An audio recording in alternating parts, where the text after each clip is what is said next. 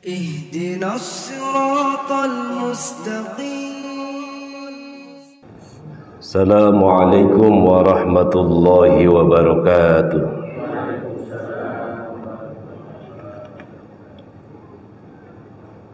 الحمد لله الذي أنزل القرآن هدى للمؤمنين ورحمة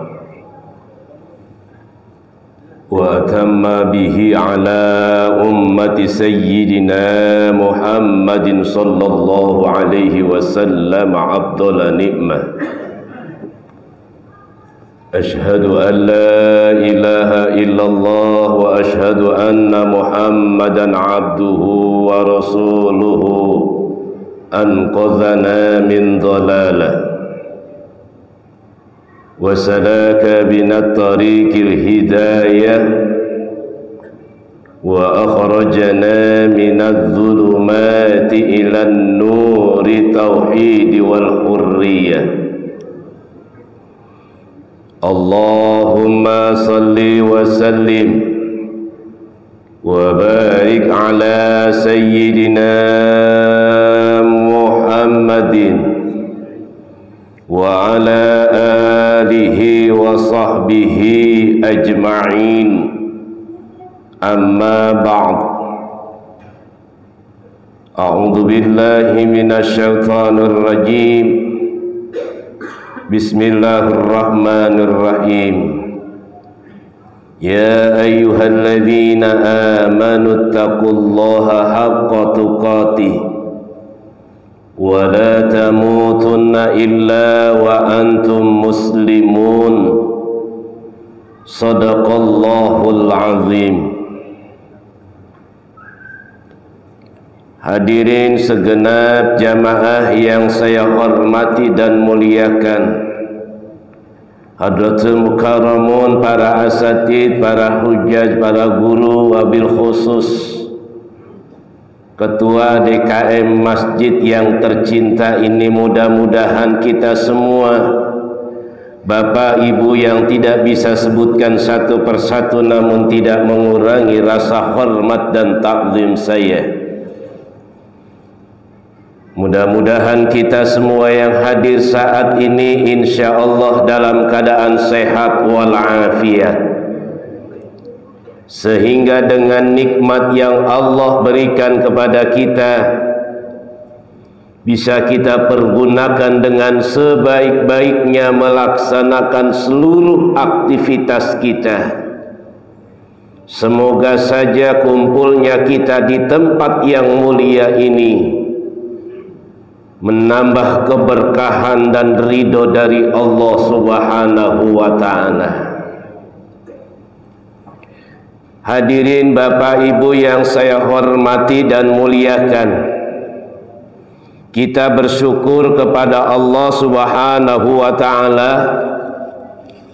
Allah masih sayang kepada kita sehingga nikmat yang begitu banyak kita raih sampai saat ini,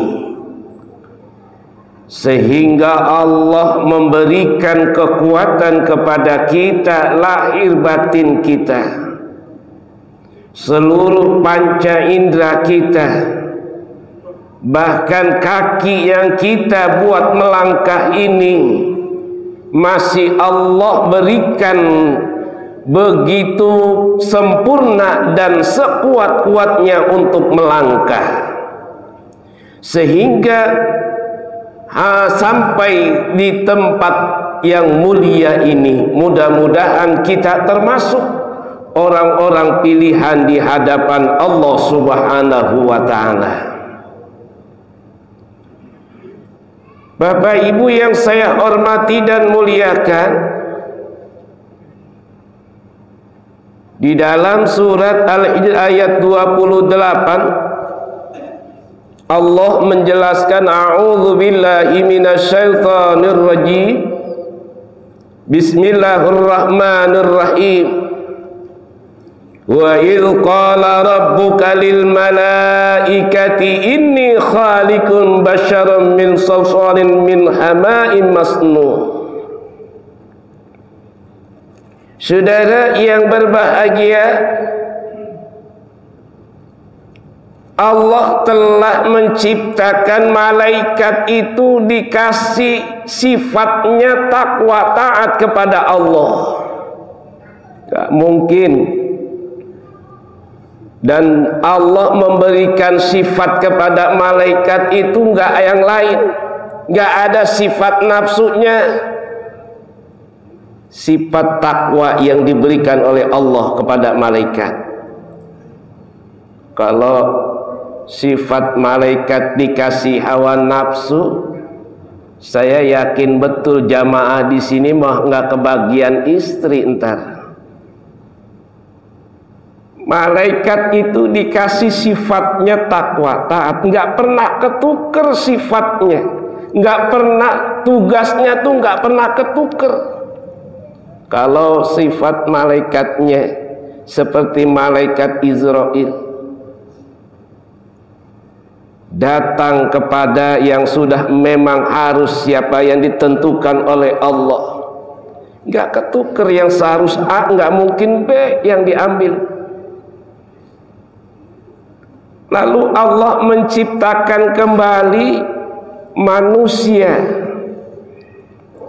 Allah berikan kepada manusia itu ada sifatnya yang Allah kasih kepada manusia. Wa nafsi wa ma sawwaha fa'alhamaha fujuraha wa taqwaha. Allah ciptakan manusia itu dengan sempurnanya penciptaan kita nih sebagai manusia, sehingga Allah kasih kepada kita fa'alhamaha fujuraha wa taqwaha. Allah kasih dan mengilhamkan kepada manusia itu ada sifat kejahatannya, ada sifat ketakwaannya. Maka qad aflaha man zakaha, sungguh beruntung orang yang bisa dan mampu mensucikan jiwanya. Orang yang mau melaksanakan perintah Allah dengan sebaik-baiknya. Maka saat ini kita bersyukur kepada Allah, kita mampu melaksanakan sholat maghrib secara berjamaah. Dan dilanjutkan kita masih, nanti kita tunggu lagi sholat isya berjamaah. Terkadang terlintas dalam jiwa lisan hati kita, terima kasih ya Allah, pada waktu maghrib kita telah melaksanakan sholat maghrib berjamaah. Maka terlintas nih rasa syukur kita, terima kasih ya Allah, Engkau sampaikan umur hamba sampai waktu maghrib. Ntar datang lagi waktu isya, ya Allah terima kasih ya Allah, Engkau sampaikan umur hamba sampai waktu isya. Berkumpul dengan keluarga, bisa mengistirahatkan seluruh badan kita. Kita bisa istirahat, datang lagi di waktu malam. Mungkin kita ingin sholat sunat tahajud dan sebagainya, masih ada waktu. Ini sifat takwa kita yang Allah berikan kepada kita semuanya. Datang waktu subuh lagi, terima kasih ya Allah, Engkau bangunkan hamba dalam keadaan sehat walafiat, sehingga hamba mampu dan bisa melaksanakan sholat subuh secara berjamaah. Saudara yang berbahagia, maka ada satu nasihat yang mungkin waktu pertemuan yang lalu sudah saya sampaikan. Perjalanan yang terberat buat seorang laki-laki adalah ke masjid. Berat saudara. Dia mampu belajar kemana saja, sampai ke perguruan tinggi, ke daerah-daerah. Dia mampu, ini anak muda, melangkahkan kakinya ke tempat, ke gunung-gunung yang tinggi, menjelajahi ke tempat bukit-bukit yang tinggi. Tapi berat saudara untuk melaksanakan sholat berjamaah di masjid. Berat kakinya. Banyak orang kaya yang diberikan kemampuan, diberikan kelebihan hartanya oleh Allah. Dia merasa apa saja dia bisa beli dengan segalanya, dengan hartanya. Tapi berat saudara ketika untuk melangkahkan kakinya ke masjid, dengar suara alunan azan, muadzin manggil kita untuk sujud kepada Allah, berat. Padahal nanti dalam akhir kita itu ya saudara, entar dalam akhir kita tuh, ya Allah, setelah nanti kita dipanggil oleh Allah, dimandikan dengan saudara kita, dikafankan, kembalinya ke masjid, padahal nanti disolatkannya. Padahal semasa hidupnya berat untuk melangkahkan kakinya ke masjid. Makanya waktu setelah sholat jenazah tuh, terkadang setelah sholat jenazah, si imam kan suka mengatakan, ayo saudaraku, kita saksikan nih saudara kita termasuk orang baik. Apakah ini jenazah, di depan kita orang baik? Kan semua pasti ngejawab baik.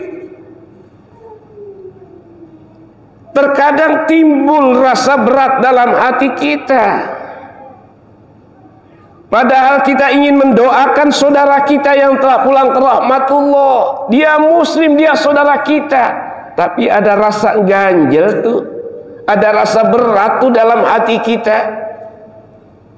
Kenapa? Ini manusia semasa hidupnya jauh dari perbuatan baiknya, perbuatan solehnya, jauh dari masjid, jauh dari orang-orang soleh, nggak pernah mau menerima nasihat dari para ulama, bahkan guru-gurunya. Jangankan ke masjid, tetangga sebelah aja dia nggak kenal. Ada orang sini yang begitu. Mudah-mudahan nggak ada. Kita ini lingkungannya cukup lumayan padat. Kayaknya kalau sholat subuh semua orang sini, masjid ini nggak muat. Betul nggak Pak? Masjid nggak muat, tapi saya yakin di sini mah, saya yakin sholat subuh mah pasti pada keluar semua tuh, masjid nggak kebagian di dalam. Bapak Ibu yang saya hormati, maka ini nasihat terpenting buat kita.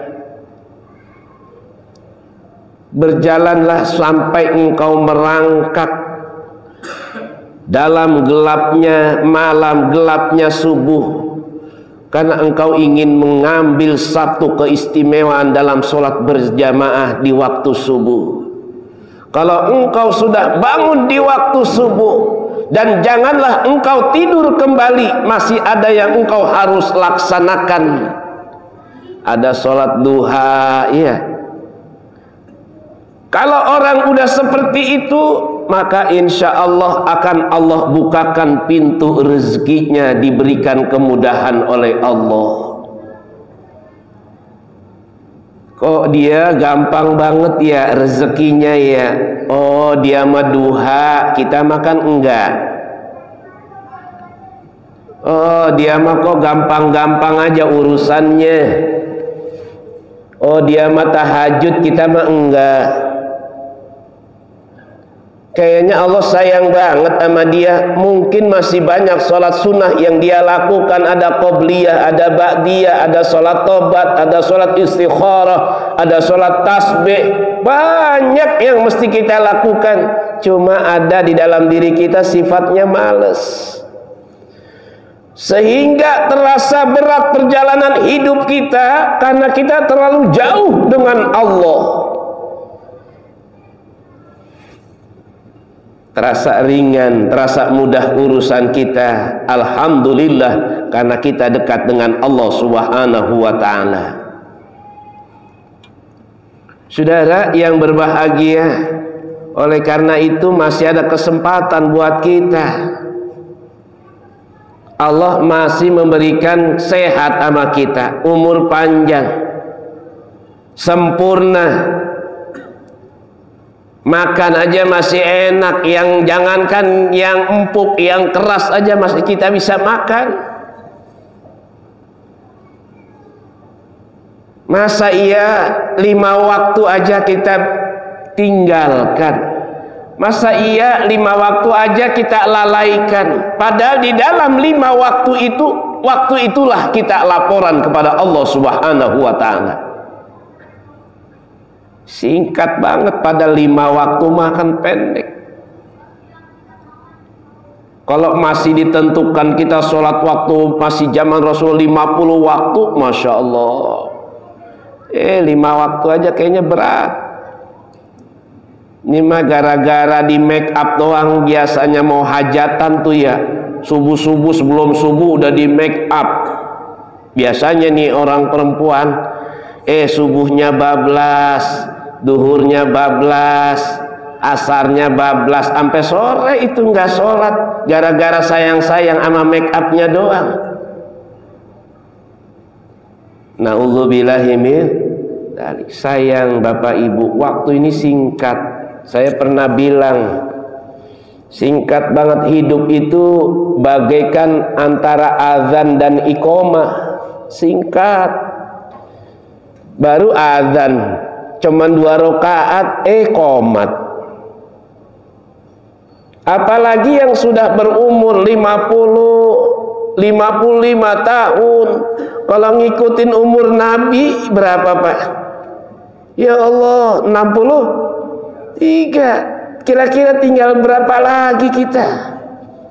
Kalau memang ditentukan waktu umurnya segitu semua, ya Allah, pendek ternyata umur. Singkat umur kita itu. Sekarang itu udah jarang. Umur yang 80, 90 udah hampir jarang. Sekarang rata-rata ada yang 40, 50, 60, udah paling tinggi 60, 70 lah. Ya Allah, singkat ternyata hidup. Kalau memang tadi saya bilang, kalau memang ngikutin umur kita seperti umur Nabi, ya Allah tinggal ngitung kita. Apa yang harus bisa kita persiapkan untuk berhadapan dengan Allah Subhanahu wa ta'ala. Bapak Ibu yang saya hormati dan muliakan, memang dinyatakan waktu manusia itu lahir itu fitrah. Kullu mauludin yuladu alal fitrah. Fitrah, kita ingin kembalinya kepada Allah pun fitrah, suci, nggak bawa kesalahan, kehilapan, kotor jiwa hati kita.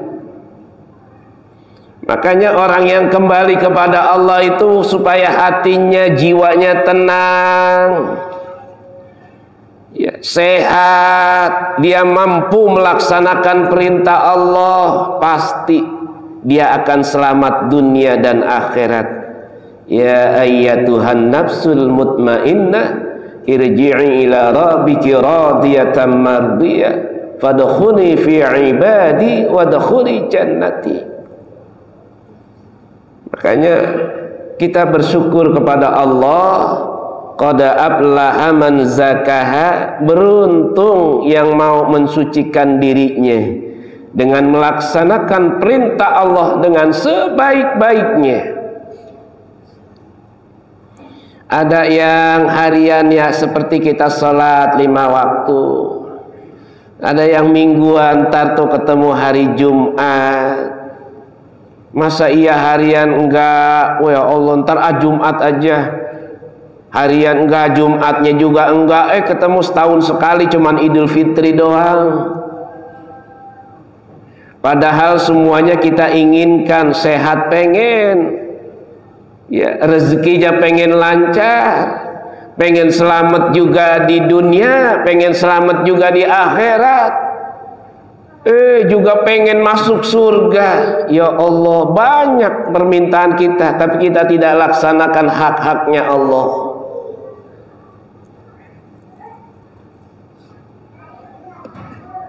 Bapak Ibu yang saya hormati dan muliakan, wa qad khaba man dasaha, sungguh rugi orang yang mengotori jiwanya.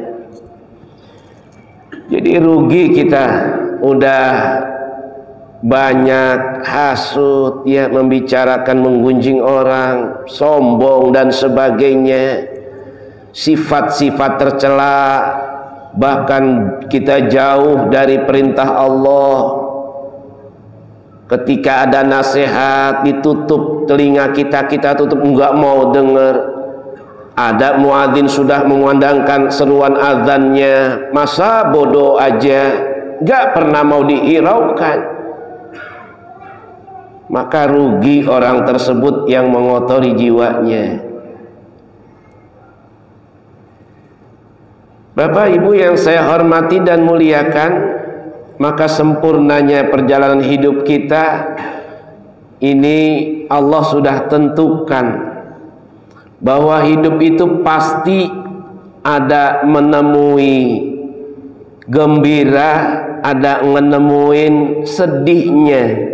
Wa annahu huwa adhaka wa abka, dan dialah menjadikan orang yang tertawa dan menangis, gembira kadang menangis. Gembira artinya selalu mampu melaksanakan perintah Allah, mau bisa dan bisa membantu orang lain, berbagi sesama orang lain.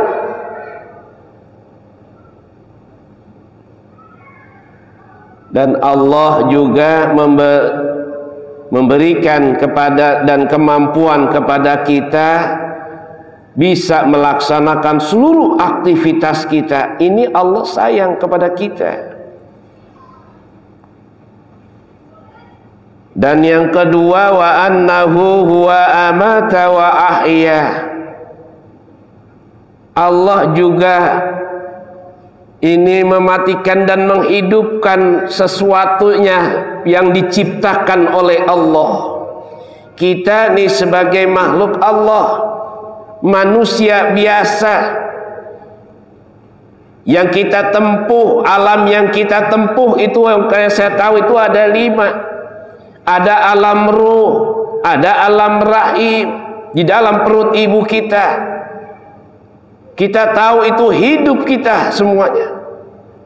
Sudah keluar dari alam rahim, masuklah alam berikutnya, alam dunia yang sekarang ini kita rasakan, di mana kita bisa tahu mana yang kanan, mana yang kiri, mana yang baik, mana yang buruk, mana yang halal, mana yang haram. Kita harus tahu. Di dunia mencari bekal yang banyak, sehingga kita akan menempuh alam berikutnya, alam barzah. Hidup kita, maka di alam barzah itu sudah disesuaikan tempatnya masing-masing. Nanti ada tempatnya masing-masing. Pertanyaan yang bisa kita jawab, bisa kita mampu menjawabnya karena hasil dari perjuangan kita di dunia dengan sebaik-baiknya melaksanakan perintah Allah.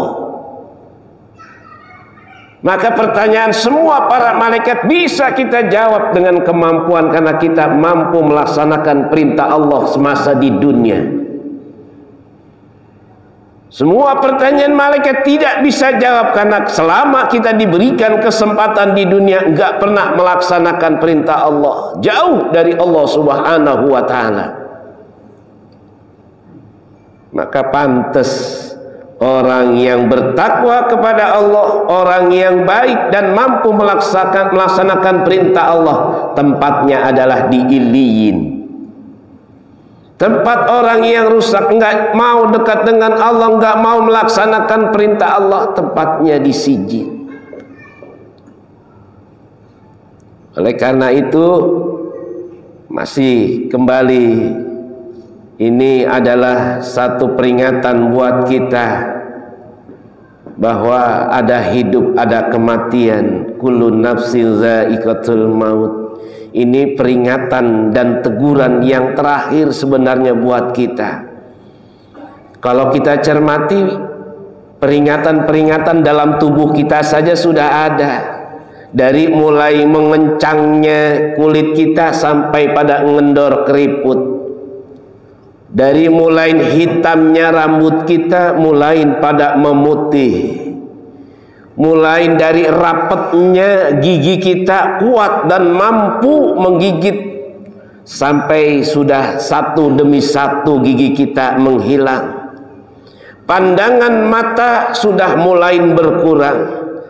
Kemampuan kaki sudah tidak mampu lagi berjalan jauh.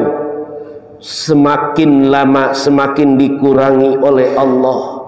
Belum juga taat kepada Allah, padahal sudah diingatkan sekian umur dari mulai kita lahir. Bertemulah, ada yang bertemu 40 tahun, waktunya sudah ada perubahan. Ketemu dengan 50 tahun, sudah wayahnya persiapan dirinya untuk bertemu dengan Allah. Sampailah dirinya untuk bertemu dengan Allah. Kita sudah punya persiapan. Banyak istighfar, banyak-banyak ingat kepada Allah, laksanakan dengan sebaik-baiknya sesuai dengan kemampuan. Kalau sudah sesuai dengan umur 50 tahun. Tapi kalau sudah berumur 50 tahun masih belum ada perubahan, maka siap-siaplah yang akan kita rasakan nantinya. Tapi kalau 50 tahun sudah ada perubahan, maka insya Allah dalam akhirnya mudah-mudahan dalam keadaan husnul khatimah. Saudara yang berbahagia, lalu ayat yang ke-45 juga ada, wa annahu khalaqaz zawjaini dzakara wal untha. Allah juga menciptakan ada laki-laki, ada perempuan, supaya bisa keseimbangan hidup di dunia. Allah ciptakan keduanya. Dan yang terakhir ada di dalam surat An-Najm ayat 48, wa annahu huwa aghna wa aqna. Allah memberikan, kasih kepada kita, ada sifatnya kasih oleh Allah, ada sifat kekayaan dan kecukupan oleh Allah. Ini bisa kita laksanakan dalam kehidupan kita sehari-hari, maka ini lengkap perjalanan hidup kita. Oleh karena itu, dengan waktu yang sangat singkat ini, ayo sama-sama, ada waktu luang kita, raihlah kebahagiaan. Di rumah bisa baca Quran, Ada waktu di masjid, masih ada waktu sebelum azan, masih bisa berzikir, berzikirlah buat bekal kita. Saya mah mau baca Quran saja, silakan. Di rumah ada waktu luang tadi, baca Al-Quran. Karena ada rumah, ketika orang itu masuk maka akan diampuni oleh Allah Subhanahu wa ta'ala. Saya pernah tengok di dalam surat Nuh ayat 28 yang begini bunyinya, a'udzubillahi minasyaitonirrajim, rabbighfirli wa liwalidayya. Ya Allah, ampunilah aku dan ampunilah kedua orang tuaku. Waliman dakhala baiti mu'minan, dan juga ampunilah orang yang masuk orang beriman. Walil mu'minina, dan juga orang yang masuk orang laki-laki yang beriman. Wal mu'minat, dan orang perempuan yang beriman. Ini jadi pertanyaan sebenarnya, rumah siapa sih yang ketika orang itu masuk diampuni oleh Allah Subhanahu wa ta'ala? Ini adalah rumah Nabi Nuh. Kenapa?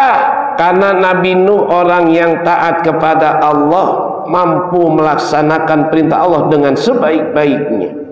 Orang soleh ini PR buat kita, bisa kita ciptakan di rumah kita, rumah yang mengandung cahaya Allah, mengandung kebaikan-baikan yang ada, bukan keburukan yang ada di dalamnya. Maka pantas aksiru min tilawatil Qur'ani fi buyutikum fa innal baital ladzi la yuqra'u fihi al-Qur'anu yaqillu khairuhu wa yakthuru syarruhu wa yadhifu ala ahlihi. Maka perbanyaklah baca Al-Qur'an, karena sesungguhnya rumah yang tidak pernah dibacakan Al-Qur'an akan sedikit kebaikan dan malah banyak keburukannya, bahkan kehidupan penghuninya akan terasa sempit. Bisa kita ciptakan, saudara, bapak ibu semuanya, ibunya ada waktu baca Quran, suaminya nggak ada waktu, belum ada waktu. Suaminya ada waktu baca Quran karena istrinya tidak ada waktu.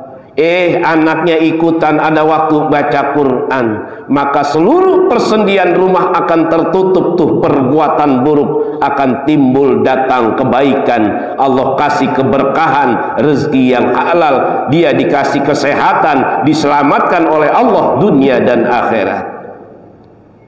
Minimal Bu 1 ayat, 2 ayat, kedikitan Ustaz, saya mau 10 ayat setiap habis sholat fardu, silakan. Yang penting bisa istiqomah. Ini ngejar, saya seminggu harus hatam Quran, pereknya 3 tahun gak baca lagi. Istiqomah aja 5 ayat apa 10 ayat terus, nanti waktunya selesai hatam, balik lagi. Saya sudah mampu nih khatam Quran. Sedikit demi sedikit kita tahu artinya. Panggil guru kalau tidak mampu masalah makhrajil hurufnya, bacaan-bacaan baiknya. Nanti lagi diperjelas apa arti sesungguhnya. Lebih mampu dia. Insya Allah kalau kita sudah ciptakan rumah kita, diciptakan rumah yang baik, mampu membaca ayat-ayat Allah, melaksanakan kebaikan dalam rumah tersebut, maka insya Allah keturunan kita akan dijadikan keturunan yang soleh dan soleha. Faman ja'alahu amamahu qadahu ilal jannah, yang barang siapa yang jadikan Al-Quran sebagai pedoman hidupnya, dia baca, dia praktekkan ke anak putra putrinya, dia ajarkan selalu, maka insya Allah Al-Quran itu akan membawanya ke dalam surganya Allah subhanahu wa ta'ala. Wa man ja'alahu khalfahu saqahu ilan nar. Al-Quran buat pajangan doang di rumah, nggak pernah disentuh, nggak pernah dibaca. Yasin aja sampai numpuk, surat Yasin itu di rumah sampai numpuk, nggak pernah dibaca.